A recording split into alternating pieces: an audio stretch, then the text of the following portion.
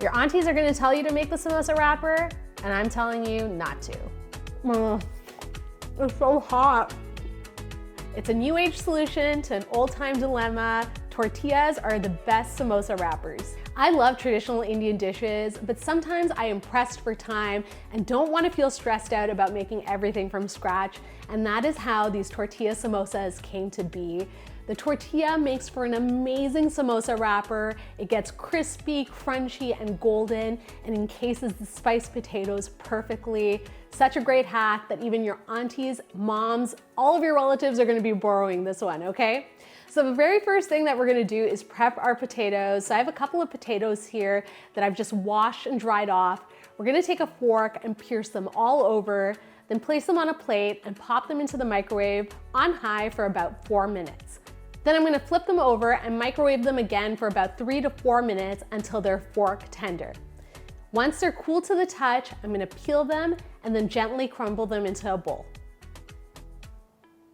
Now I want to start layering the spices into the potatoes, and the first thing I'm going to do is add a little bit of cumin seed as well as coriander seed to a small frying pan. Now we're going to toast the spices for a good 2 to 3 minutes on medium-low heat until they're really fragrant, and then transfer them to a mortar and pestle. I'm going to gently grind them until they're coarse in texture. Then we're going to transfer the spices to the potatoes. I'm going to season the potatoes up even more with a little bit of amchur powder, some anardhana powder, garam masala, chili powder, melted ghee, and salt to taste. And we're gonna mix everything until the potatoes have been kissed by all the spices. Then I'm gonna gently fold in some frozen peas as well as some chopped fresh coriander, and our filling is ready. So now I want to create a bit of a glue that will help keep the samosas together. So to a bowl, I'm going to add a little bit of flour as well as some water, and we're going to mix it until a thick paste forms. So here are those tortillas I was talking about, 10 inches in diameter from my local grocery store.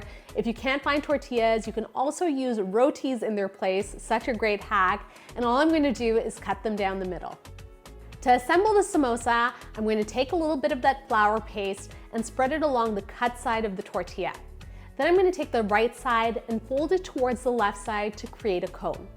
We're going to stuff the cone with the spiced potato mixture and then place more of the paste on top to seal the samosa. Now we're going to repeat this process for the remaining tortillas.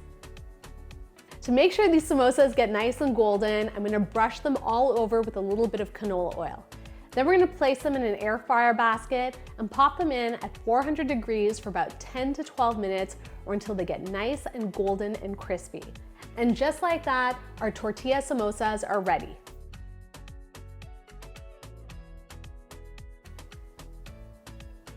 My samosas are hot out of the air fryer. They smell so good. And keep in mind, if you don't have an air fryer, it's not a big deal. You can pop these into the oven and cook them up until they're nice and crispy, or even deep fry them if you're feeling extra indulgent, okay? So look at this samosa, it looks so good.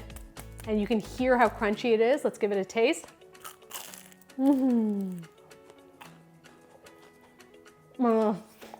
It's so hot.